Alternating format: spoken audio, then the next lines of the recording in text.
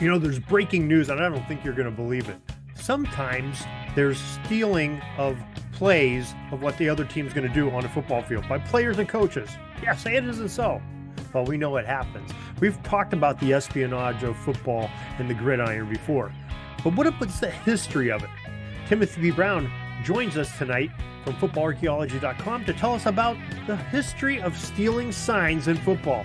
It's all coming up in just a moment. This is the Pigskin Daily History Dispatch, a podcast that covers the anniversaries of American football events throughout history. Your host, Darren Hayes, is podcasting from America's North Shore to bring you the memories of the gridiron, one day at a time. Hello, my football friends. This is Darren Hayes of PigskinDispatch.com. Welcome once again to the Pig Pen, your portal to positive football history, and welcome to another edition of getting to visit with our friend Timothy P. Brown of FootballArchaeology.com. Tim, welcome back to the Pig Pen. Thank you. I knew you were going to say that. You did? Yeah, because I scouted. I had a guy filming you in advance, so I knew that you were going to say exactly what you said. Oh my gosh, we have some gridiron espionage going on here. And that is an excellent some cheating. Yes, definitely. It's a good segue into our topic tonight because Tim had a topic of a tidbit that he wrote back in November of last year titled A History of Signal Stealing in College Football. So say it isn't so, Tim. Say there isn't been some nefarious acts in football. Well, I am sad to say that there have been. In the past, anyways, there have been in the past. And so I actually wrote this article around the time that some people were claiming that Michigan might have stolen signals using an underling coach to do things that were against the rules. And since I live in Michigan, but they are not my favorite team, I sometimes enjoy poking the bear, or the Wolverine in this case. And so anyways, that's what I wrote it at that time. But so, so that was kind of the motivation for it. But the thing that's, like a lot of things, if you think that football in 2023, when some cheating may have occurred,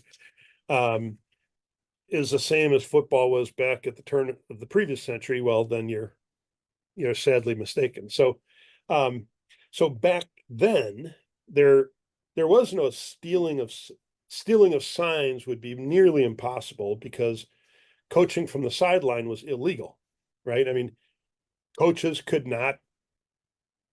coach, during the game. And it really until at the college level, really until the mid 60s, coaches, they couldn't send plays in, they couldn't, and for a long time, they could not coach their players, and neither could anybody in the stands. They couldn't coach the players until halftime. And then after the game, it was, the game was dependent on the player's brain and brawn. So the whole sign stealing didn't exist back then because there were no signs. Now, some coaches claim that other coaches gave signs to their quarterback, but that's a whole other story.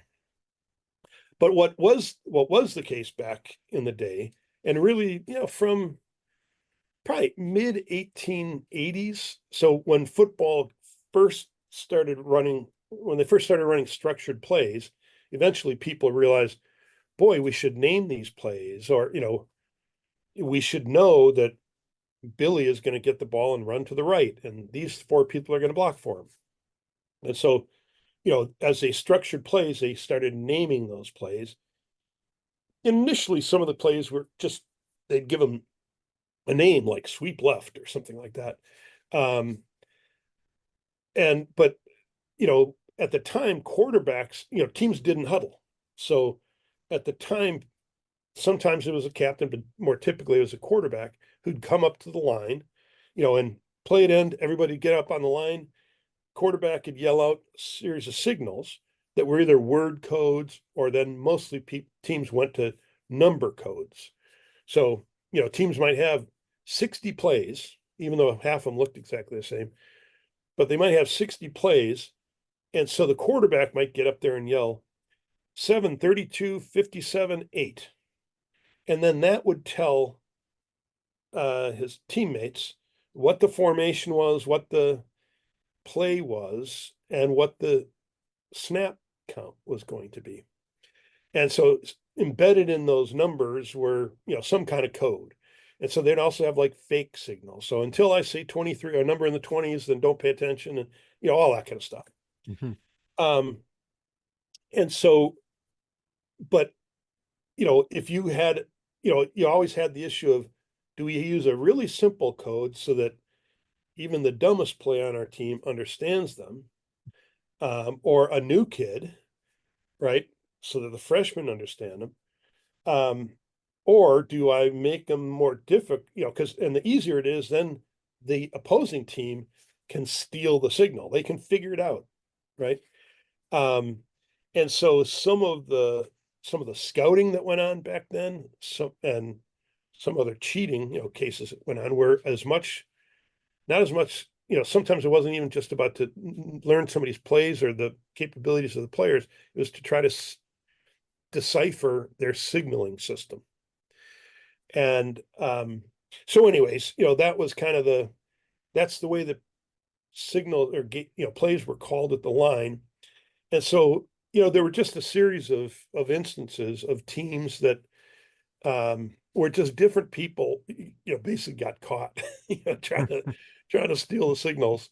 So one of them was in 1906, there was a faculty member at University of Missouri who was visiting Iowa's campus for one reason or another, and just happened to be sitting in the stands at the stadium and writing down all kinds of information about what he was seeing at practice. And some people kind of caught on to what he was doing, and they were hauling him. They grabbed him. They were hauling him to the river. And they were going to throw him in the river when the head coach intervened and said, let's stop this here. And then a couple other stories that I think were really funny. One occurred with Wittenberg in northern Ohio, I should say, and they were playing. This is 1918, so World War I's on, and at the time, a lot of teams didn't have real varsity football. They had what was called the student Army Training Corps, and so the way that worked, like there were people like switching colleges all the time, and you could come in like halfway through the season and suddenly join the school and in the Army and whatever. It's almost like a precursor to the transfer portal, is what you're That's saying. right. That's right. So apparently there were two guys from Wittenberg who decided, well, we're going to go to Ohio Northern and enroll in the school. and it didn't cost any money because the Army was paying for it. So they enroll in the school and they join the football team. And, within a couple of days, somebody got wise to it and realized what they were doing. But a similar thing happened, a couple of years later where, Williams from Connecticut or Massachusetts, whichever one it is, their team captain was accused, and probably because he did it, he ended up enrolling at RPI and joining the football team just for a little bit, a couple of days to try to steal their secrets. But another one that's funny was there was Niagara and Canisius, neither one of which plays football anymore.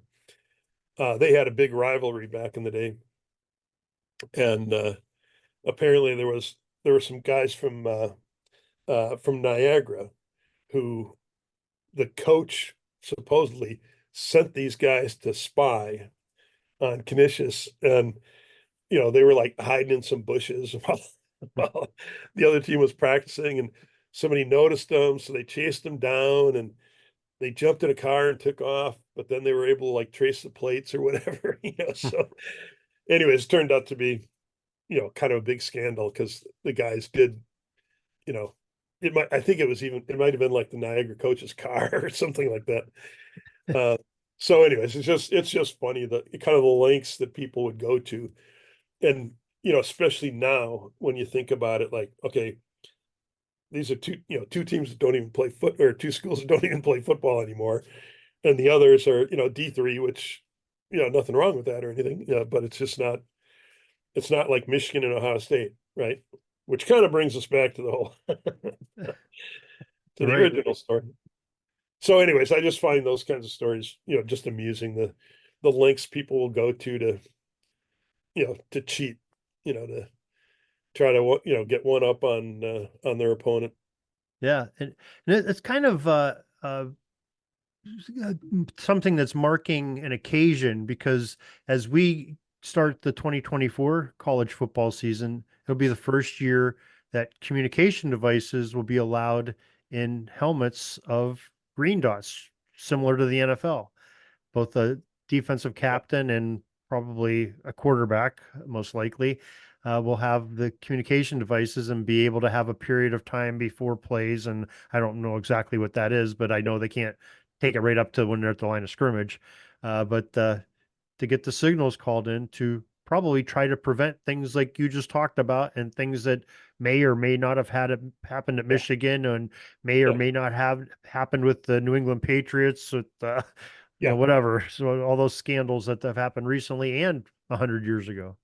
yeah. I mean, I've got well, I guess I can still call him a friend, but a friend who's one of the coaches in Michigan, and so I don't want to be too mean about some of the things that have happened there, but whatever, Hey, things happen. You have a competitive sport and people are making boatloads of money. They're going to try to find every advantage they can get, and that's why they have governing bodies and Yeah, officials and uh, yeah. I mean, everything else. there are so many stories, a number of which I've told over time, but there are so many stories of uh, just people trying to find a little competitive edge, like Beauchamp Buckler. He did one where they lost a couple of games, Rose Bowls, etc. Playing on they kind of had a streak where they were losing when they played on grass, and so he basically found a way to. He wanted to extend the cleats, but the NCAA had a rule that said you can only have half-inch cleats. This is in the days of replaceable cleats, and so what he did is he had the equipment manager put washers on the cleats, and then screw them on. So the cleat was still only half inch, but but they but they ended up having an extension. The cleat was extended from what it should have been. And so then the next year they had to change the rules so that it was, the end of the cleat can only be a half inch from the sole of the shoe. So it's just, every kind of little advantage, all the recruiting things that people have done over the You years. got to get rid of those loopholes or somebody's going to Yeah, yeah. slide right Well, through it. that's what, the original rules of 1876, they had 61 rules. Some of them were just like one sentence, um, and took up whatever, 3 pages, 4 pages, something like that. And now, it's like, I mean, you can all you got to do is, Google 2024 NCAA rule book, football rule book, and, it'll take you to an NCAA site. There's a PDF, you just download the thing. So, I mean, I'm I've downloaded it, but I'm going to guess it's 350 pages or 300 pages or something like that. It's massive.